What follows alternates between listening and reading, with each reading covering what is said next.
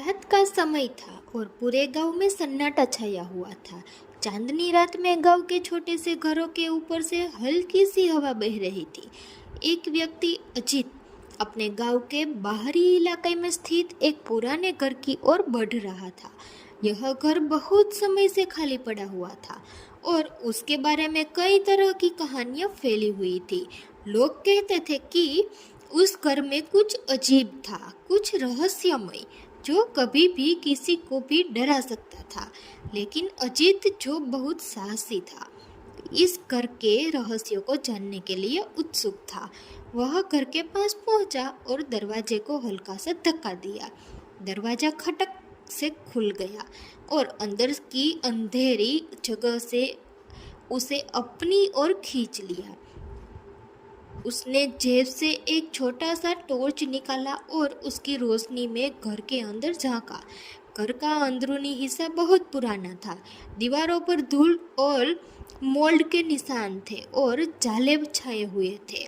लकड़ी की फर्श में दरारें थी और पुरानी सीढ़ियां एक ओर झुकी हुई थी।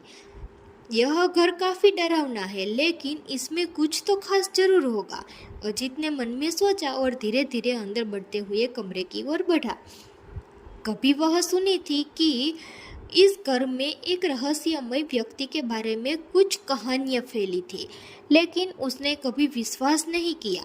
वह आगे बढ़ते हुए एक कमरे के पास पहुंचा और दरवाजे को खोला। कमरे का वातावरण और भी डरावना था। पुराने फर्नीचर के ऊपर धूल की परत जमी हुई थी और चारों ओर सन्नाटा था। तभी अचानक से उसे एक आवाज सुनाई दी, कृपया मुझे छोड़ दो, मुझे यहाँ अकेला छोड़ दो। अजीत ने झटका खाया।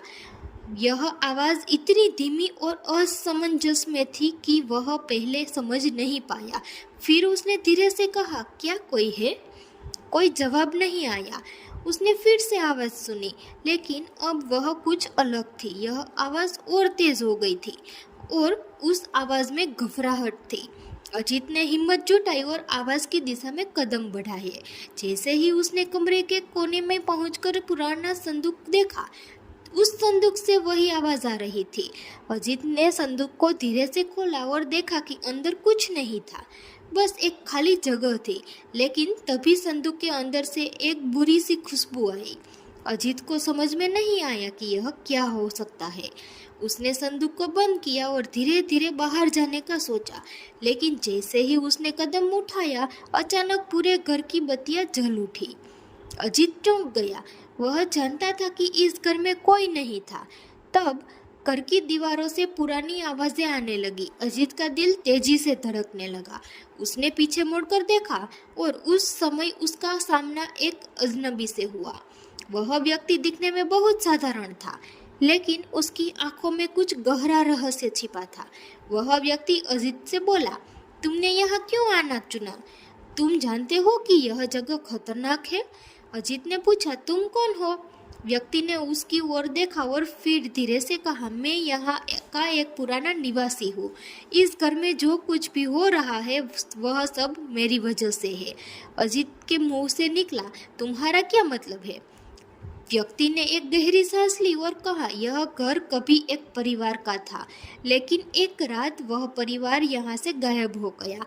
उनकी गुमशुदगी में के पीछे एक रहस्यमय ताकत थी और उस ताकत को अब भी यहाँ महसूस किया जा सकता है।